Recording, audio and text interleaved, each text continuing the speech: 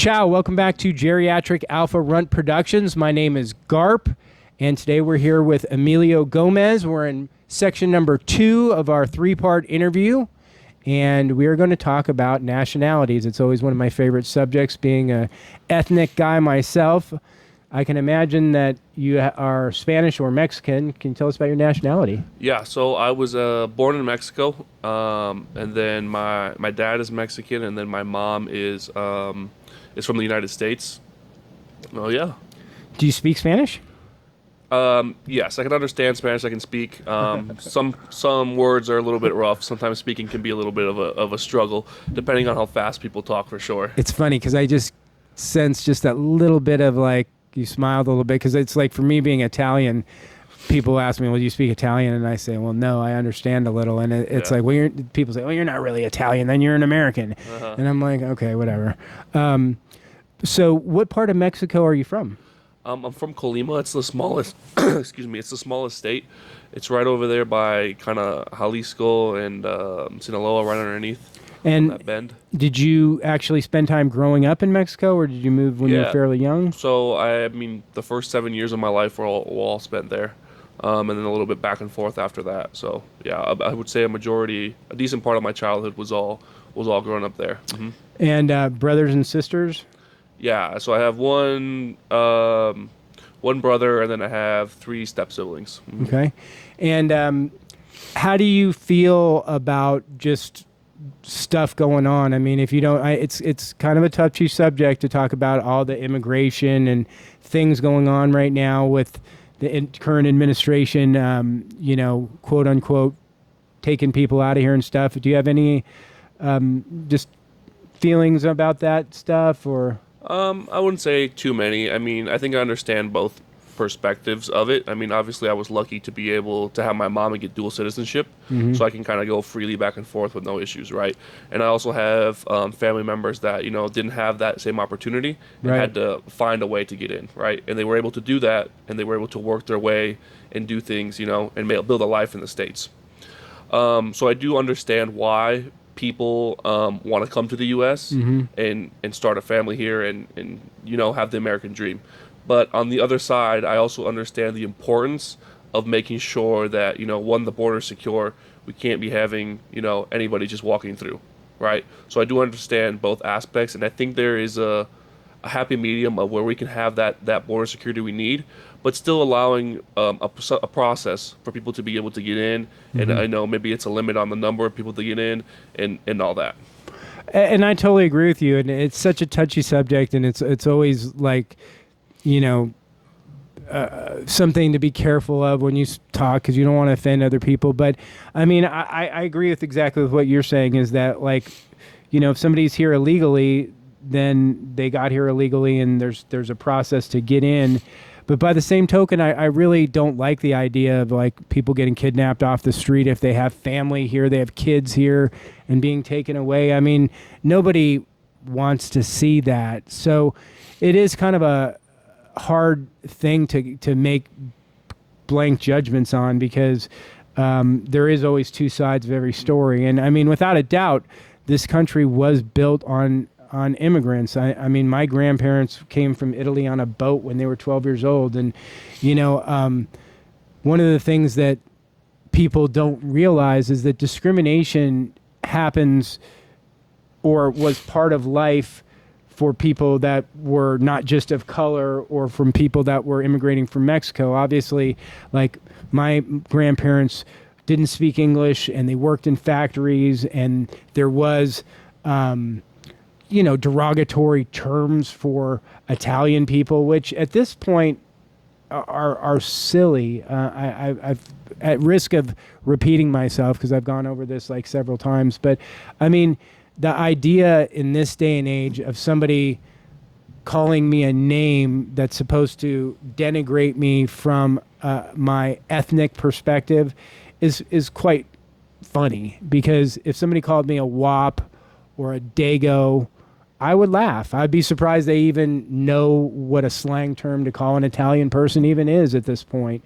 Now, if you said that to my dad, my dad would not like it, but I think that he is smart enough to not react on that. Whereas if that was said to my grandparents, that would be something very personally insulting to them. So there is, without a doubt, generational,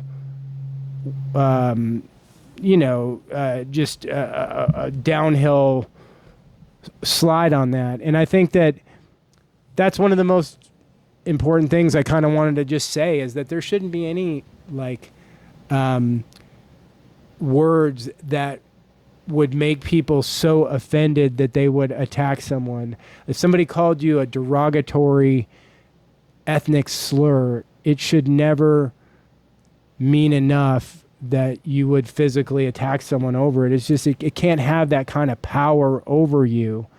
And, I would be remiss then without bringing up the N-word, because the N-word has all this power, and it can be still used in a way that really offends people, and it shouldn't be, especially with the fact that it's used so freely by certain people and within culture and music. And yet if another person uses it against you, it's something very offensive, and that's just something that people personally allow to be the case. Any opinions on that? Have you felt discrimination in your life? Has anybody ever called you a dirty Mexican and you felt like this? No, I think at an early age, I realized that you can't let words affect you. That's just other people's opinions, and you kind of just have to brush it off. It is what it is. Whatever is bothering them in their day, and they want to reflect that on you, it's their problem, right? So I don't think I've ever really been affected by other people's opinions or words. I think I figured that out pretty early on, for sure. Right. Because words are just words, and it can't have that kind of effect on people. And hopefully by talking about it and teaching that it won't, for just like the generations have declined in that kind of stuff within my nationality, then we're going to find that within other parts of our culture, because it's just, words can't have that kind of levity anymore. There's no place for it. So we've been talking about Mexico and being from Mexico. Do you have certain parts of Mexico that you like to go travel to? I know I've never gotten a chance to get down to Cabo and some of those areas, but I hear really great things. Do you ever vacation down there at all? No, usually when I go to Mexico, it's either for work or it's just to go, visit family, go back to where I'm from. And I really enjoy going back. I'm a beach guy, so we live 30 minutes from the beach. We were at the beach every weekend. A big part of my life was being at the beach. Cool. So I like to go back, visit my family, visit some cousins that I have, some old friends. I think that's probably where I'd spend most of my time when I go. Do you have any places that you like to travel? Do you have a favorite place in the world that you want to share with the audience here? Yeah, Colima, where I'm from. If you get a chance, if you guys get a chance to go, I think the state's beautiful. The food's unbelievable. People are nice. Once you guys see the beaches, it's something else. It's kind of I think it's like a hidden gem, right? Not too expensive, and I think once people see it, it'll really blow up for sure. Is it safe down there? Yeah, obviously, it's kind of like the States, right? You go to certain places in the States where you're not supposed to be at a certain time, probably not going to work out for you really well, right? And it's kind of the same thing there, right? As long as you mind your own business, do what you're doing, and just stay out of people's way, there's no issues, right? Right. And then also, something I live by to this day is something my grandpa always used to say: nothing good happens after midnight. Right? Boy, ain't that the truth. So, it starts approaching midnight, probably time to go home and go to bed. Absolutely. Boy, ain't that the truth for sure. Do you drink alcohol and stuff like that? No, I've actually, in June, I'll have 2 years with no alcohol, yeah. Oh, no kidding. No alcohol, yeah. I was unaware of that. No kidding. And I'm going to have to pick on this a little bit now. I don't know if you're aware, because I've been sober for 25 years. Oh, congrats. That's awesome. Yeah. So I still participate in a 12-step program. Okay. And, it's definitely been the most important thing that I have done as an adult was dropping that rock, because much like everything that I do, I don't do it very moderately. So if I work hard. If I work out hard. If I drink too much. And obviously, as a younger person, that caused me a lot of problems. I got sober when I was actually 31 years old. So you can imagine it's not like I didn't have time to make some mistakes to make that change. So if it was easy, everyone would do it. So the hard question would be, you've taken note of a date. You said you're coming up on 2 years. Did you stop drinking because you were having problems, or you just were able to say, I prefer not to have this part of my life? No, I didn't. I don't think I had any problems. I just didn't think for the goals that I had, it was beneficial at all. I don't think being in the environment that I was in was beneficial at all. So I just thought hey, I don't have any emotional attachment to drinking. Mm-hmm. So I think it's an easy thing to cut out and be like, no, I don't need a drink.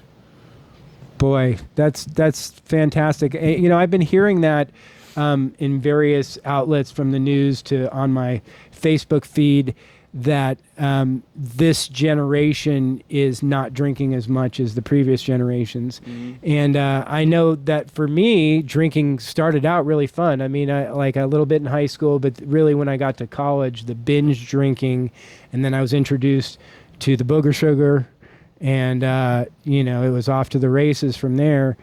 And